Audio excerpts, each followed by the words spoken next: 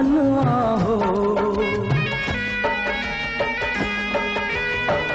आज के दिन न जाने कहला काहे मनवा हो, अपना गोदिया में लेके खिलाई हम आपन ललनवा हो, अपना गोदिया में लेके खिलाई हम आपन ललनवा हो।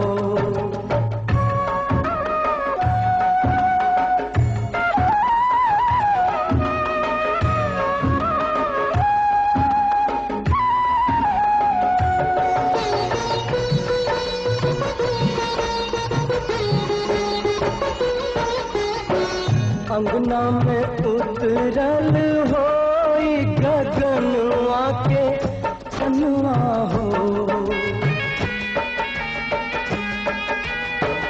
अंगना में उतरल होई गगनवा के चनवा हो, अपना गोदिया में कैसे खिलाई हम आपन ललनवा हो, अपना गोदिया में कैसे खिलाई हम आपन ललनवा हो।